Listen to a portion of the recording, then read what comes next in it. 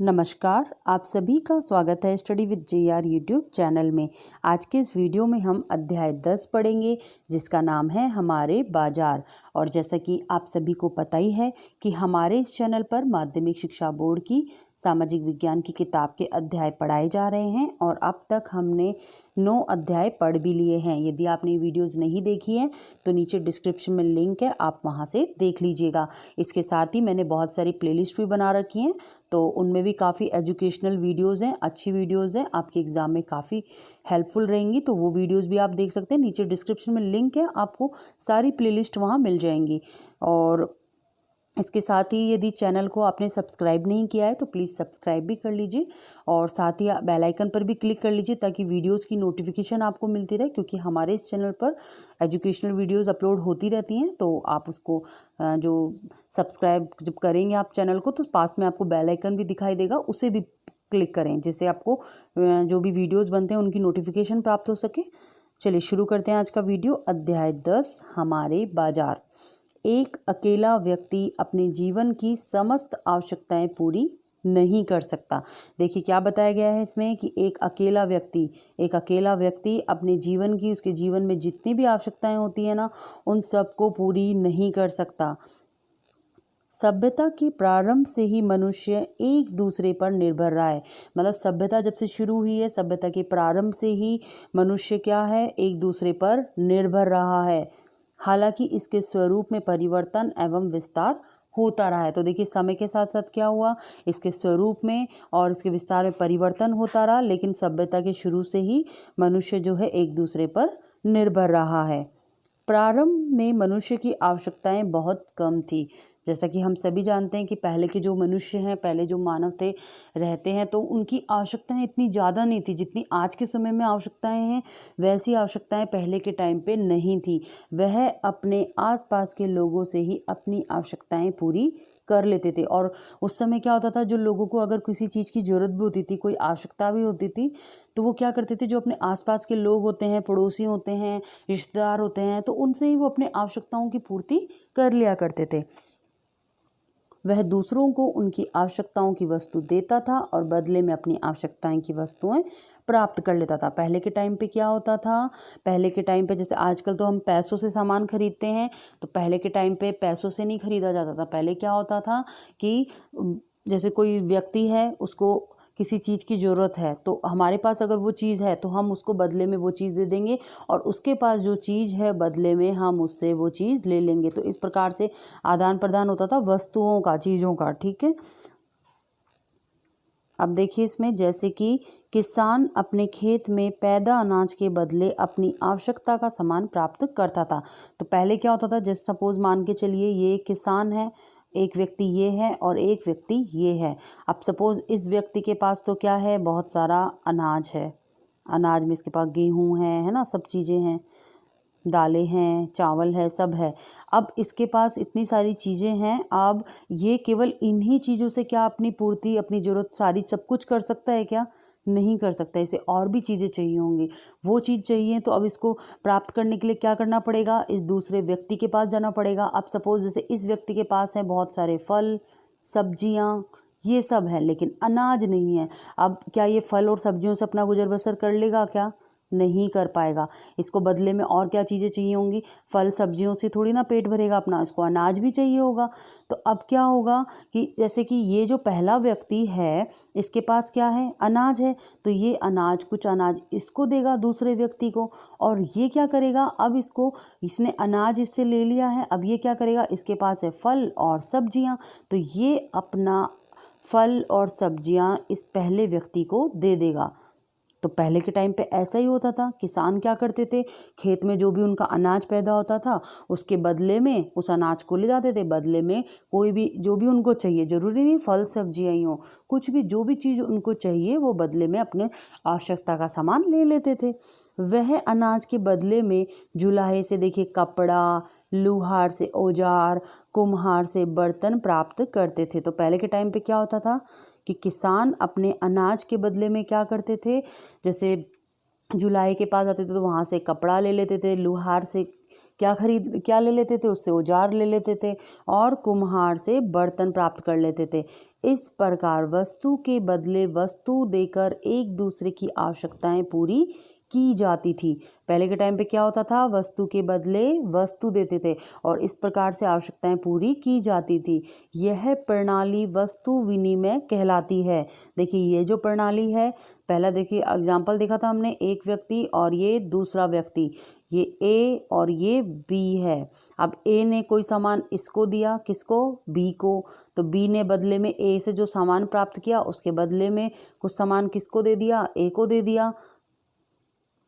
तो ये क्या कहलाएगा, ये जो चीज़ है ये कहलाएगा वस्तु विनिमय। वस्तु के बदले वस्तु प्राप्त की और वस्तु ही हमने दी, तो ये क्या कहलाएगा, यह प्रणाली जो है, ये सिस्टम कहलाएगा वस्तु विनिमय। एक ही स्थान पर रहने वाले लोग अपनी आवश्यकताओं को इसी प्रकार से पूरा करते थे। उस समय पे क्या होता था, एक ही स्थान पर जो लोग रहते थे वो अपनी आवश्यकताओं को इसी प्रकार से पूरा करते थे, वस्तु के बदले वस्तु प्राप्त कर लेते थे। समय गुजरने के साथ साथ मनुष्य की आवश्यकताएं बढ़ने लगी और पहले के टाइम में तो क्या था, आवश्यकताएं बहुत ही कम थी और समय जैसे जैसे बढ़ने लगा तो क्या हुआ, मनुष्य की आवश्यकताएं भी बढ़ने लग गई और उन आवश्यकताओं को पूरा करने के लिए नई नई वस्तुओं का निर्माण होने लगा।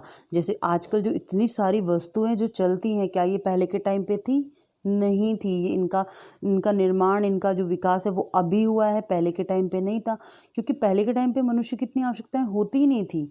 तो आज के टाइम पे ये तो होने लगी हैं, तो उन आवश्यकताओं को पूरा करने के लिए क्या हुआ, नई नई वस्तुओं का निर्माण होने लगा। वस्तुओं के निर्माण की नई नई विधियां खोजी गई और जनसंख्या वृद्धि के साथ साथ बड़ी मात्रा में वस्तुओं का उत्पादन किया जाने लग गया। तो देखिए जैसे जनसंख्या वृद्धि हुई मतलब डिमांड ज़्यादा हो गई, लोग ज़्यादा होंगे तो डिमांड भी ज़्यादा होगी, तो जैसे ज़्यादा लोग हुए, डिमांड ज़्यादा हुई, तो वस्तुओं का जो है उत्पादन भी ज़्यादा मात्रा में होने लग गया। कृषि एवं परंपरागत वस्तुओं के उत्पादन के साथ साथ लघु व कुटीर उद्योगों में आवश्यकता की अनेक वस्तुओं का उत्पादन होने लगा। तो देखिए कृषि और परंपरागत वस्तुओं के उत्पादन के साथ साथ, जो परंपरागत वस्तुएं हैं उनके साथ साथ और कृषि के साथ साथ क्या हुआ, लघु और कुटीर उद्योगों में आवश्यकता की जो और वस्तुएं थी वो भी बनने लग गई। अब वस्तु के बदले वस्तु देने की प्रणाली के द्वारा लोगों की आवश्यकताओं की पूर्ति में कठिनाइयां आने लगी, क्योंकि वैरायटी ज़्यादा हो गई, वस्तुएं ज़्यादा हो गई, तो इस तरीके से क्या हुआ, वस्तु के बदले वस्तु देने की जो आवश्यकता थी ना इसमें लोगों की, तो आवश्यकता की पूर्ति में क्या आने लग गई, कठिनाई आने लग गई।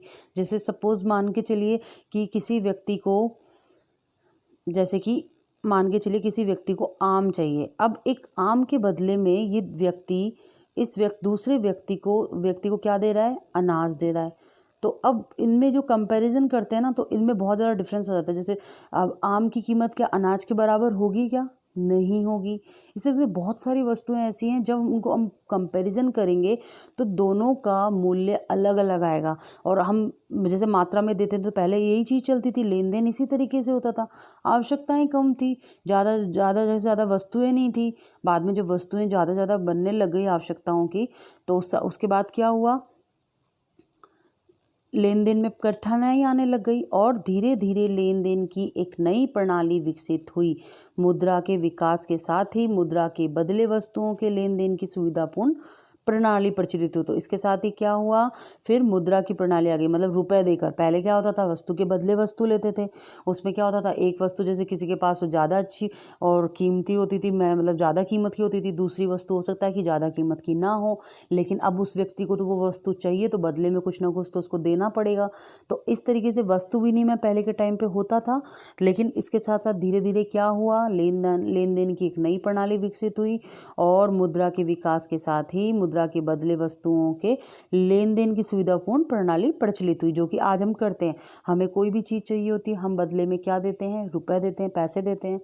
जब वस्तु के मूल्य के रूप में वस्तु न दी जाकर मुद्रा दी जाती है तो इसे कहते हैं मुद्रा विनिमय। तो आप समझ गए होंगे वस्तु विनिमय क्या है, वस्तु के बदले वस्तु, वो क्या कहलाएगा, वस्तु विनिमय कहलाएगा। और वस्तु के बदले अगर हम मुद्रा देंगे, पैसे देंगे, तो वो क्या कहलाएगा, मुद्रा विनिमय कहलाएगा। ठीक है, अब देखिए आधुनिक युग मशीनों का युग है। हम सभी जानते हैं आधुनिक युग मशीनों का युग है। ज़्यादातर काम किससे होने लगे हैं? मशीनों से होने लगे हैं। बड़े बड़े कारखानों में लगे मजदूर हमारी आवश्यकताओं की हजारों तरह की वस्तुएं तैयार करते हैं। और आपने देखा होगा कि जो बड़े बड़े कारखाने हैं वहाँ पर बहुत से मजदूर काम करते हैं और हमारी आवश्यकता की जो वस्तुएं होती हैं उनको तैयार करते हैं वहाँ पर कारखानों में। आज व्यक्ति केवल अपने गांव, शहर या देश की ही नहीं बल्कि विदेशों में बनी वस्तुओं का भी उपयोग करने लगा है। आपने देखा होगा कि कई चीज़ें, कई मशीनें ऐसी हैं जो हमारे यहाँ पर नहीं बनी, हमारे देश में नहीं बनी, लेकिन फिर भी हम काम में लेते हैं ना। कहाँ बनी है वो? विदेशों में बनी है, लेकिन हम उसका उपयोग कर रहे हैं। सबसे लेटेस्ट एग्जाम्पल आप ले लीजिए मोबाइल। अब कुछ मोबाइल ऐसे हैं जो हमारे देश में बने हैं, भारत में बने हैं, लेकिन कुछ मोबाइल ऐसे हैं जो हमारे भारत में नहीं बने, बाहर से बनकर आए हैं हमारे पास। तो बाहर से जो वस्तुएं बन के आई हैं उनका भी हम उपयोग कर रहे हैं ना। यह वस्तु विनिमय प्रणाली में संभव नहीं था। अगर हम वस्तु विनिमय प्रणाली ही अपनाते तो क्या ये संभव हो पाता क्या? तो हम नहीं संभव हो पाता कि हमने उनसे मोबाइल लिया या कोई भी चीज़ ली और बदले में कोई दूसरी चीज़ कैसे देंगे? नहीं दे सकते। तो ये जो चीज़ थी ये वस्तु विनिमय प्रणाली में संभव नहीं थी, परंतु मुद्रा विनिमय प्रणाली ने इसे संभव बना दिया। इस मुद्रा जो रुपए पैसे हम देते हैं बदले में कोई चीज़ के, तो इसके द्वारा ये संभव हुआ है कि हम आज अपने, ज़रूरी नहीं है कि अपने गांव, शहर या देश की चीज़ यूज़ कर रहे हैं, बल्कि हम बाहर की चीज़ें भी यूज़ कर रहे हैं, विदेशों से बनी हुई चीज़ें भी यूज़ कर रहे हैं। वो किसके कारण? मुद्रा विनिमय के कारण। नेक्स्ट टॉपिक है बाजार। देखिए, हम बाजार जाते हैं, बाजार से अपनी आवश्यकता की बहुत सी चीज़ें खरीदते हैं, जैसे सब्जियां, साबुन, दंत मंजन, मसाले, ब्रेड, बिस्किट, चावल, दाल, कपड़े, किताबें, कॉपियाँ आदि खरीदते हैं ना बाजार से। बाजार किसे बोलते हैं? मार्केट को बोलते हैं। आपने नाम सुना है, मार्केट जाते हैं। तो मार्केट से हम क्या करते हैं? बहुत सारी चीज़ें खरीदते हैं। बाजार जाते भी हैं हम, आप गए भी होंगे। और बाजार से क्या करते हैं? हम बहुत सारी आवश्यकता की चीज़ें खरीदते हैं, जैसे कि सब्जियां हो गई, है ना, फल हो गए, साबुन हो गया, दंत मंजन, मसाले, ब्रेड, बिस्किट, चावल, राइस, दाल, पल्सेस, है ना, कपड़े, क्लोथ्स भी खरीदते हैं। और कॉपी किताब, पेन, पेंसिल, बहुत सारी चीज़ें हैं जो हम कहाँ से खरीदते हैं? बाजार से खरीदते हैं। हम जो कुछ खरीदते हैं, यदि उन सब की सूची बनाई जाए तो वह काफ़ी लंबी होगी। बाजार भी कई प्रकार के होते हैं जहाँ की हम अपनी आवश्यकताओं की वस्तुओं को खरीदने के लिए जाते हैं, जैसे हमारे पड़ोस की गुमटी, मोहल्ले की दुकान, साप्ताहिक हॉट बाजार, बड़े बड़े शॉपिंग कॉम्प्लेक्स और शॉपिंग मॉल। तो देखिए बाजार भी कई प्रकार के होते हैं ना। जैसे आपने देखा होगा कई बार आपको जैसे परचूनी के सामान की ज़रूरत पड़ती है, चावल, आटा, दाल, दंत मंजन, साबुन वाबुन, तो आप कहाँ जाएंगे? पड़ोस की दुकान में जाते हैं आप, जाते हैं। और यदि आपको जैसे सब्जी वब्जी लेने जाते हैं, आपके कई मार्केट लगता है, साप्ताहिक हॉट बाज़ार क्या होता है कि ये सप्ताह में एक बार लगता है ये बाज़ार, इसे बोलते हैं साप्ताहिक हॉट या बाज़ार। तो ये सप्ताह में एक जगह कोई डिसाइड कर लेते हैं, एक जगह डिसाइड कर लेते हैं और सप्ताह में एक दिन डिसाइड कर लेते हैं।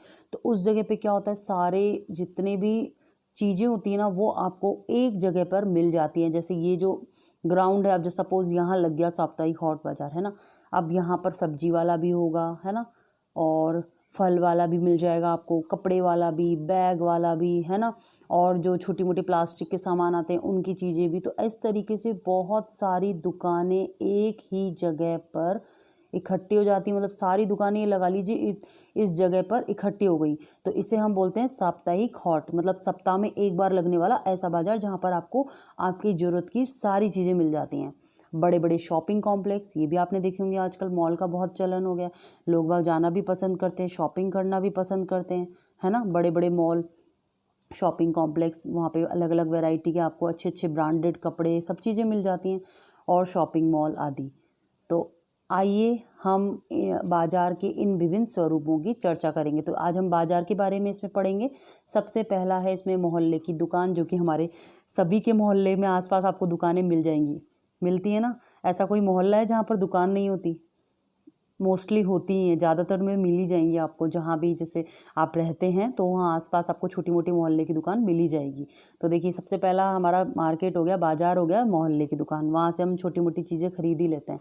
तो देखिए बहुत सी दुकानें हमारे मोहल्ले में होती है जो हमें कई तरह की सेवाएं और सामान उपलब्ध करवाती हैं।